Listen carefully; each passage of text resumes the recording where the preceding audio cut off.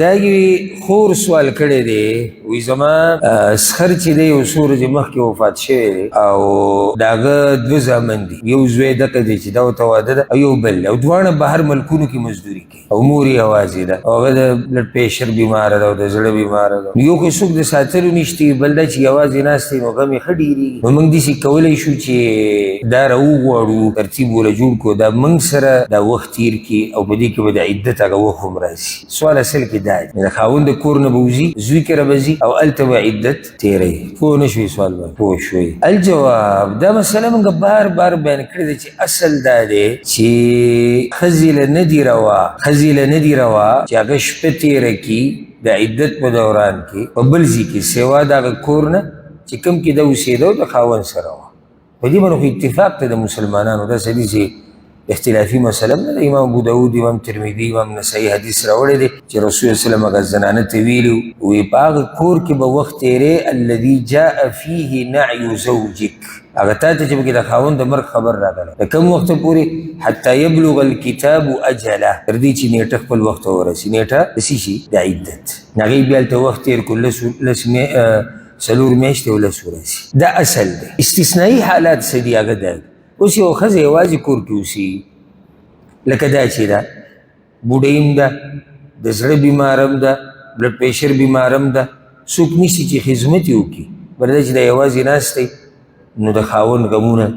سوچونه او فکرونه ښه خرابوي ضرر ښه ډېرېږي. په داسې حالاتو کې د استثنایي حالات دي دې له جایز دي چې دا د زوی په کور کې دغه عدت تېر کړي. یا داسې یو زنانه ده چې ښه ځوانه ده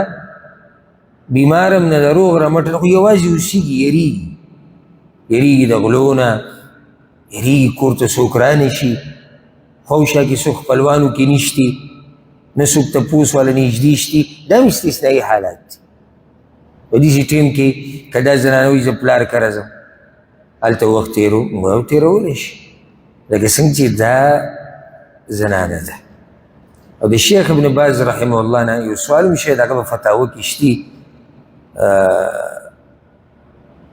دا سوال تېر شوی دی وایي زما خور ده چې هغه د ریاض نه بهر اوسېږي 800 کیلومتره لرې او د هغې خاوند تېر شوي هفته کې وفات شوی دی او د هغې ټول خپلوان په ریاض کې دي یعنې دا د دې خاوند سره صرف یوازې یو دغه کلي کې چې هغه 800 کیلومتره لرې دی او بیا د دغه هلک چې مړ دی د هغه پلار بوډا سړی دی هغه خپل خدمت نشي کولی د زوی به له خدمت کو نو ماله دا جایز دي دا رورې وایي ماله دا جایز دي چې دا خپله خور دلته راولم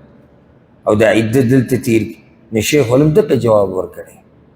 چې دا ضرورت دی دې ټیم کې څنګه یوازې هلته پرېږدي او هغه بوډا چې کوم دی هغه په خپله چاته ضرورت لري چې د هغه څوک خدمت وکړي نو هغه ورته را دا ویلي دي شیخ رحمه الله وی دغه خور دې هم راوله او هغه بوډا ورسره هم راوله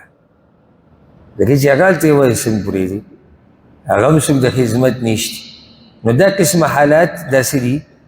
دا استثنایي حالات دي د خپل اصل نه په دې ټیم کې که یو زنانه په بل ځای کې